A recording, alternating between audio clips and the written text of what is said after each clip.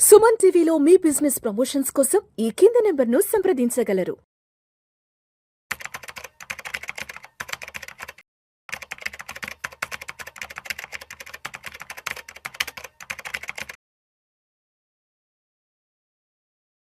నమస్తే మధు. నమస్తే అండి. Welcome to Suman TV, welcome to Vishnu thank you talks. అండి. సో మధు, ఒక 2-3 months బ్యాక్ ఎవరెస్ట్ పైన ఇన్సూరెన్స్కి సంబంధించి ఒక 186 కోట్ల రూపాయల స్కామ్ అంటూ రీసెంట్గా ఒక వీడియో ఒకటి బాగా వైరల్ అయింది. ఎవరెస్ట్ ఎవరైతే ఎక్కుతున్నారో ఆ పర్వతాన్ని ఎక్కే వాళ్ళు ఎవరైతే ఉంటారో వాళ్ళకి ఫుడ్లో ఏదో సమ్ బేకింగ్ సోడా లాంటి అది ఫుడ్ ఇస్తున్నారు. తర్వాత వాళ్ళు సిక్ అయిన తర్వాత వాళ్ళని ఎమర్జెన్సీగా తీసుకెళ్లి హాస్పిటల్లో జరిపిస్తున్నారు. ఏవో కొన్ని ఫేక్ బిల్స్ అవి ఇవి క్రియేట్ చేసి మొత్తానికి ఇన్సూరెన్స్ డబ్బులు గుంజే ప్రయత్నం చేశారంటూ కూడా ఒక వీడియో బాగా వైరల్ అయింది కదా. ఏంటి అసలు అక్కడ జరిగిన రియాలిటీ ఏంటి, ఆ స్కామ్ ఏంటి అసలు? సో జనరల్గా వాళ్ళు క్లెయిమ్ చేసింది ఇంటర్నేషనల్ ట్రావెల్ పాలసీస్లో చేశారు ఎక్కువగా. అండ్ ఏజెన్సీస్ అన్నీ కూడా, ఇన్సూరెన్స్ కంపెనీస్ కూడా ఇండియావే కాకుండా బయటవి అవి. సో దానివల్ల ఏంటంటే ఇప్పుడు ఒక టూరిస్ట్కి జనరల్గా మెడికల్ కవరేజ్ అనేది ఉంటుంది, ట్రావెల్ ఇన్సూరెన్స్ కవరేజ్ అనేది ఉంటుంది. అక్కడ ఎప్పుడైతే బయటకు వెళ్తారో, బయటకు వెళ్ళినప్పుడు ఇండివిజువల్ పాలసీ ఒకటి ఉంటుంది. అలాగే టూరిస్టులు ఎవరైతే ఉంటారో, హోస్ట్ ఉంటారో, అంటే ఈ కండక్ట్ చేసే గైడ్స్ కానీ ఏజెన్సీస్ కానీ, వాళ్ళు కూడా వాళ్ళ టూరిస్టుల కోసం లియబిలిటీ ఇన్సూరెన్స్ అనేది తీసుకుంటారు. మరి వాళ్ళు ఇక్కడ చేస్తారో అక్కడ చేస్తారో అని ఎగ్జాక్ట్ క్లారిటీ అయితే రాలేదు, కానీ 178 crores అయితే క్లెయిమ్ జరిగింది. అందులో హెలికాప్టర్ ఓనర్స్ ఎవరైతే ఉంటారో వాళ్ళు, తర్వాత గైడ్స్, అక్కడ లోకల్ ఏజెన్సీస్, ఈ 3 కుమ్మక్ అయిపోయి వాళ్ళ యొక్క ఫేక్ హెల్త్ ఎమర్జెన్సీని క్రియేట్ చేసేసి హాస్పిటల్స్ కూడా అందులో ఇన్వాల్వ్ చేసి ఫేక్ బిల్స్ని తయారు చేయించేసి సో ట్రీట్మెంట్ మేము చేసాము, దానికి సంబంధించిన ఇంత బిల్ అయిందని చెప్పేసి వాళ్ళు ఆ ఇన్సూరెన్స్ కంపెనీ నుంచి లాగడం కొన్ని రోజుల నుంచి, కొన్ని సంవత్సరాల నుంచి జరుగుతూ అది ఒక పెద్ద 178 crores అయ్యేంతగా బిల్ అనేది అయింది. దాని తర్వాత ఇన్సూరెన్స్ కంపెనీకి, ఒక ఇండివిజువల్ ఏజెన్సీకే ఇంత నాలెడ్జ్ ఉంటే ఇన్సూరెన్స్ కంపెనీ కొన్ని వేల కోట్లు ఉంటుంది. వాళ్ళు రిస్క్ మేనేజ్మెంట్ టెక్నిక్స్ అనేది వాడతారు. ఈరోజు మీరు దొరకకపోవచ్చు, కానీ ఎప్పటికైనా ఇన్సూరెన్స్ కంపెనీకి దొరకాల్సిందే. ఎందుకంటే ఇన్సూరెన్స్ కంపెనీ దగ్గర ఉన్నంత రిస్క్ ఎవాల్యుయేషన్ బయట ఎక్కడ ఉండదంటే మీరు నమ్మాల్సిందే. అలాంటి చర్యల వల్ల వాళ్ళు దొరికారు. అక్కడే కాదు, మన సిటీలో ఎన్నో రకాల, హైదరాబాద్లో ఎన్నో రకాల ఫ్రాడ్లు జరిగినాయి. వెరీ రీసెంట్గా రిమోట్ ఏరియాలో ఇంకో డిస్టిక్లో కూడా జరిగింది. ఒక ఇన్సూరెన్స్ కంపెనీ ఏజెంట్, వాళ్ళకి సంబంధించిన లీడరు, ఇన్సూరెన్స్ కంపెనీతో పాటుగా హాస్పిటల్, వీళ్ళందరూ కుమ్మక్ అయిపోయి ఫేక్ బిల్స్ తయారు చేసేసి అన్నీ కూడా డెంగ్యూ కేసెస్ అని చెప్పేసి క్లెయిమ్ చేసేసి సేమ్ పేషెంట్స్, ఒక 100 పేషెంట్స్కి same level of lipid profiles అన్ని క్రియేట్ చేసేసి, ఓన్లీ నేమ్ చేంజ్ ఉంటుంది, రికార్డ్స్ అన్ని సేమ్ ఉంటాయి, సేమ్ రిపోర్ట్స్, మీకు నంబర్స్, ఆ రక్త కణాల యొక్క కౌంట్ ఏదైతే ఉంటుందో ఒకడికి 85,000 ఉంటే ఇంకొకటి 86,000, 88,000. కనీసం మోసం చేసేటప్పుడు ఆ ఇంగిత జ్ఞానం కూడా లేకుండా మోసం చేసి దొరికిపోయినాడు. ఇలాంటివి కొన్ని వందలు జరుగుతూ ఉంటాయి. ఇన్సూరెన్స్ కంపెనీలో ఇండియాలో అయితే ఆల్మోస్ట్ 5 to 6% ఉంది అని చెప్పేసి ఒక నివేదికలో నేను చూశాను, ఈ ఫ్రాడ్ యాక్టివిటీ అనేది.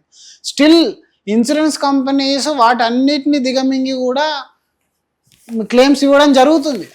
అంతేకాకుండా ఇక్కడ కొన్ని సమస్య ఏమవుతుందంటే, కంపెనీ రిజిడ్గా రూల్స్ తయారు చేసిందంటే ఈ కంపెనీ మంచిది కాదని చెప్పే ప్రయత్నాలు చేస్తారు జనాలు అందరూ. పోనీ కంపెనీ లీనియన్స్ ఉందంటే ఇలాంటి ఫ్రాడ్ స్టార్స్ వచ్చి కోట్లు దాన్ని నేర్చుకొని పోతారు. ఇవి రెండు కూడా దృష్టిలో పెట్టుకొని వాళ్ళు బిజినెస్ చేయాల్సి వస్తుంది. సో ఈవెన్ మన ఇండియాలో ఇంతకుముందు ఇలాంటివి చాలా తక్కువ ఉండేటివి. ఇంకా ఫిజికల్ పేపర్స్ మీద ఉండే ఒకప్పుడు, ఇప్పుడు అంతా డిజిటలైజ్ అయింది. స్టిల్ ఇంకా నేరాలు ఎక్కువ అయినాయి కానీ తక్కువ కాలేదు. ఒకప్పుడు కార్ ఇన్సూరెన్స్కి డ్యామేజ్ అయింది అని అంటే ఎలాంటి ఫొటోస్ లేకుండా చిన్నగా పేపర్ మీద ఎస్టిమేషన్ తీసుకొని వస్తే వాళ్ళ అకౌంట్లో డబ్బులు పడేటివి. ఇప్పుడు వీడియో వెరిఫికేషన్, స్పాట్ వెరిఫికేషన్, ఇదన్నీ కంప్లీట్ చేసేయడానికి అనవసరంగా ఎండ్ యూజర్కి ఇబ్బంది అయిపోతుంది. అంటే ఇవి ఎక్కడ యాక్సిడెంట్ అవుతుందో అక్కడికే ఇప్పుడు మొత్తం ప్రూఫ్. ఎస్, మీరు ఎక్కడ ఉన్నారో అక్కడే స్పాట్లో వెళ్ళి మళ్ళీ మీరు అక్కడ వాంగ్మూలం అంటారు దాన్ని, మన తెలుగులో చెప్పాలంటే ఇంగ్లీష్లో వెరిఫికేషన్ కాల్ అనేది అక్కడ జరగాలి.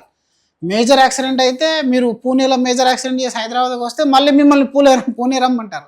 అక్కడికి వెళ్ళి ఏ ప్లేస్లో జరిగింది, ఏ టైంలో జరిగింది, ఎవరు డ్రైవర్, వాళ్ళ డ్రైవింగ్ లైసెన్స్ ఏంటి, వ్యాలిడిటీ ఉందా లేదా, బండికి ఫిట్నెస్ ఉందా లేదా, ఇవన్నీ చెక్ చేయాల్సి. యాక్సిడెంట్ అయిన తర్వాత బండి ఇంజిన్ లాస్ట్ టైం చూసాం కదా, లాస్ట్ వర్షాలలో దాదాపు మర్సిడీస్ బెంజ్ కారు కియా దగ్గర ఆల్మోస్ట్ మన ఎంత ఒక ఆల్మోస్ట్ 60 లక్షల విలువైన క్లెయిము ఊరికి రిజెక్ట్ అయిపోయింది. జస్ట్ ఇంజన్ ప్రొటెక్షన్ కవరేజ్ లేదు, బండి వెళ్ళి వాటర్లో ఆగింది, ఆయన ఇంజన్ స్టార్ట్ చేయడం, ఆ ఇంజన్ అనేది ఆన్ కాకపోవడం, దానివల్ల ఆ క్లెయిమ్ అనేది పోవడం. ఏంటి, హైడ్రాలిక్ లాక్ అయిపోతుంది, అలా స్టార్ట్ చేయకూడదు. ఆ రూల్స్ ఎవరికి తెలియదు అనమాట. జనరల్గా ఇప్పుడు మీకు ఇన్సూరెన్స్లో అది హెల్త్ కానీ టర్మ్ కానీ మోటార్ కానీ మీకు ఈరోజు ఇబ్బంది అవుతుందంటే అది ఇన్సూరెన్స్ కంపెనీ క్రియేట్ చేసిన ఇబ్బంది కాదు, మన జనాలు ఫ్రాడ్ స్టార్స్ చేసిన ఇబ్బంది వల్ల కామన్ పబ్లిక్. ఇప్పుడు చూడండి, ఎక్కడ వాళ్ళకి టూరిస్టులకు బేకింగ్ సోడా ఎక్కువ వేసి మన జీర్ణకోశ సమస్యలు క్రియేట్ చేసి కడుపు నొప్పి వచ్చే దాని తర్వాత ఇది పర్వతం అంటే మనకు ఈ ప్లేస్లో ఇలాంటివి కామన్ అని చెప్పేసి ఒక ఎమర్జెన్సీ అంబులెన్స్ని పిలిపించేసి వీళ్ళందరూ కలిసి చేసిన పనికి బయట ఇన్సూరెన్స్ కంపెనీ లాస్. దాని తర్వాత రేపు పొద్దున్న జెన్యున్ క్లెయిమ్ వచ్చినా దాన్ని ఇలాగే డౌట్ పడుతుంది కదా. ఇప్పుడు జెన్యున్ ఒకప్పుడు డెంగ్యూ కేసు అని చెప్పేసి మీరు ప్రీ అప్రూవల్ పెట్టేస్తే హాఫ్ అన్ అవర్ లోపల అప్రూవల్ వచ్చేది. ఇప్పుడు ఏం చేస్తున్నారంటే ఫస్ట్ వెరిఫికేషన్ కాల్, దాని తర్వాత ఒక వెరిఫైయర్ పంపిస్తున్నారు. ఆ వెరిఫైయర్ కానీ సిక్ వచ్చింది అనుకోండి, వాడు నాకు జ్వరం వచ్చిందని రేపు వస్తానంటాడు. రేపు వచ్చేంత వరకు మీ క్లెయిమ్ అప్రూవ్ కాదు. లేదా హాస్పిటల్ కంటిన్యూస్లీ ఫ్రాడ్ చేసి హాస్పిటల్ మీరు వెళ్ళి అడ్మిట్ అయ్యారు, మీరు జెన్యునే కానీ హాస్పిటల్ జెన్యున్ కాదు, మీరు బ్లాక్ లిస్టెడ్ హాస్పిటల్ ఉన్నారు కాబట్టి మీకు ₹1 క్లెయిమ్ రాదు. చూడండి, ఈ రోజులు ఒక్క ఏరియాలో లాస్ట్ నవంబర్లో 25 నవంబర్లో ఒకే ఏరియాలో 6 హాస్పిటల్స్ని బ్లాక్ చేసింది ఇన్సూరెన్స్ కంపెనీ. 6 అంటే మీరు ఎట్లా ఇమాజిన్ చేయండి, ఒక కంపెనీ కాకపోతే ఇంకో కంపెనీ, ఒక హాస్పిటల్ కాకపోతే ఇంకో హాస్పిటల్, పక్కనే ఉన్న 6 హాస్పిటల్ బ్లాక్ అయిపోయాయంటే ఎలాంటి వ్యక్తిత్వాలతో ఉన్న వ్యక్తులు ఈరోజు సమాజంలో ఉన్నారనేది మనం ఆలోచించుకోవాలి. అలాంటి ఫ్రాడ్ యాక్టివిటీస్ అన్నీ కూడా ఇన్సూరెన్స్ కంపెనీ వెబ్సైట్లో మీకు ఈమెయిల్లో ప్రతిసారి ఇన్సూరెన్స్ కంపెనీ ప్రొవైడ్ చేస్తుంది మీకు. దయచేసి ఎప్పుడు హాస్పిటల్లోకి వెళ్ళినా ఇలాంటివి గుర్తుంచుకొని కానీ మనం హాస్పిటల్లో జాయిన్ అయిపోతే మనకు ఇలాంటి సమస్యలు అనేటివి రాకుండా ఉంటాయి. సో ఇలా అంటే ఇది ఒక్కటే కాదండి, ఇంకా చాలా మెరీన్ ఇన్సూరెన్స్లో మీకు ఇలాంటివి జరుగుతాయి, మోటార్ ఇన్సూరెన్స్లో జరుగుతాయి, ఫైర్ ఇన్సూరెన్స్లో ఓన్గా దుకాణం కాలబెట్టుకున్న వాళ్ళు కూడా ఉన్నారు మహాత్ములు. అలాంటి వాళ్ళు, అది మన సినిమాలో ఎక్కువ చూసేది ఫైర్ ఇన్సూరెన్సే. ఆ సినిమాలో ఒకడు అంటాడు కదా, చదువుకున్న వాళ్ళు కదా ఇన్సూరెన్స్ డబ్బుల కోసం వాడే తగిలిపెట్టుంటాడు అని చెప్పేసి ప్రభాస్ సినిమాలో ఒక డైలాగ్ ఉంటుంది. సో జనరల్గా అలాంటి వాళ్ళు ఉన్నారు, లేరని కాదు, అలాంటి వాళ్ళు ఉన్నారు కాబట్టి నార్మల్ కామన్ పబ్లిక్కి ఈ ప్రాబ్లం అనేది వస్తుంది. జనరల్గా మనం ఆ ప్రాబ్లమ్స్ గురించి ముందే తెలుసుకున్నట్టుంటే ఇన్సూరెన్స్ కంపెనీ అసలు ఎందుకు డిలే చేస్తుంది, నా క్లెయిమ్ 30 minutesలో అప్రూవల్ చేయాల్సింది 2 days ఎందుకు తీసుకుంది అనే క్లారిటీ మనకు వస్తుంది.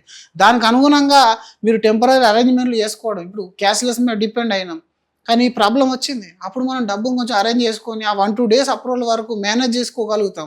లేదంటే ఇన్సూరెన్స్ కంపెనీతో గొడవ పడడం, పేషెంట్ తీసుకోవాలి అక్కడ డోర్లు పగలగొట్టడం, ఇట్లాంటివన్నీ జరుగుతూ ఉంటాయి. దయచేసి ఏంటంటే ఈరోజు మార్కెట్లో ఈ ప్రోడక్ట్ గురించి చెప్పే వాళ్ళ గురించి పట్టుకోకండి, మీరు పట్టించుకోకండి.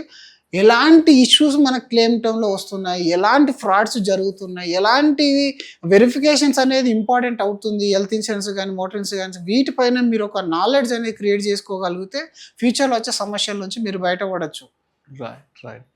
Right. Thank you so much Madhu. Thank you అండి.